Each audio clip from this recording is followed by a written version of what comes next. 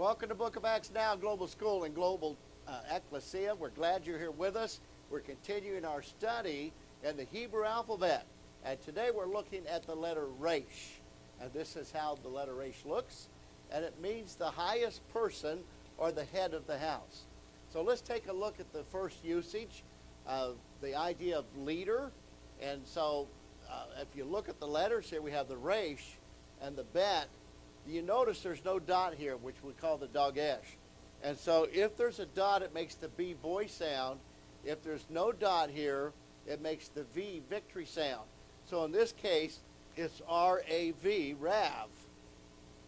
Well, what does it mean? Simply this. This means the head, and this means house. So the leader is the head of the house. So every house has a leader, right?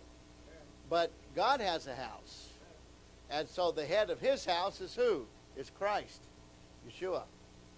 All right, so betray, made up of three letters. We have the REYSH, the Mem, and the Hey. These all have word pictures. And this here, the which is the M, the Mem, it has two meanings. It can mean massive water or chaos. In this case, it means chaos. So what in the world does betray have to do with these letters? This is pronounced Re-ma.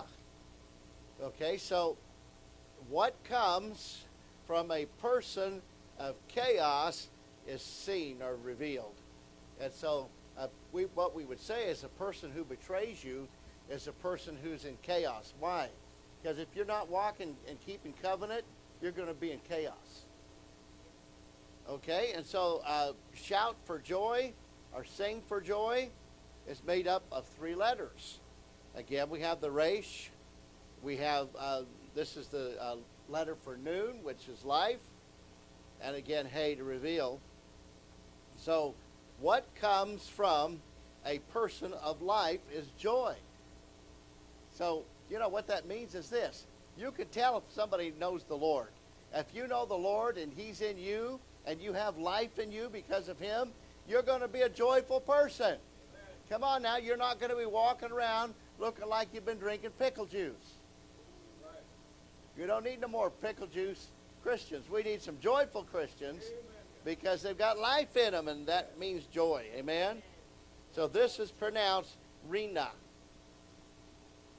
All right, compassion. Now, you're going to notice that compassion and womb, same spelling, right? Take a look at this.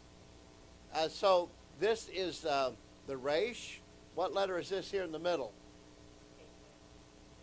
This is Chem, which means inner chamber, secret place. And then again we have the M, the Mem, and this would mean massive waters. And so what does this have to do with compassion? Well, in the womb is where we have the waters, massive waters, because when the baby gets ready to come out, what happens? The water breaks and massive water comes out to bring forth life.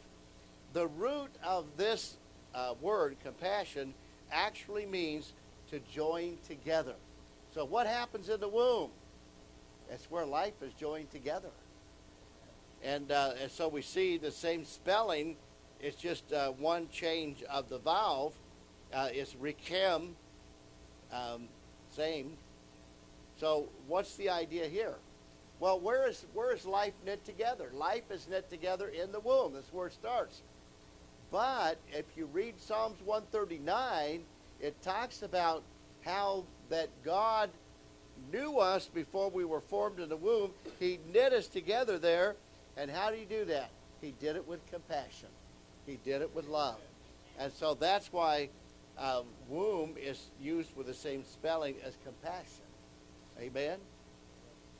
And so REYSH, the highest person, the leader, the head of the house. He wants us to have shouts of joy, be filled with life, compassion, and he wants us to know, you know, it goes on to say in Psalms 139, my thoughts of you, now when he's, think of this, when he's forming you in the womb and making you, his thoughts of you are as the number of the sands of the sea, if you should count them. That's how much God thinks of each of us. And even, he says, I knew you before you were in the womb. I formed you there. And my thoughts of you were so massive and overwhelming, more than the sands of the sea, I thought of you. Amen.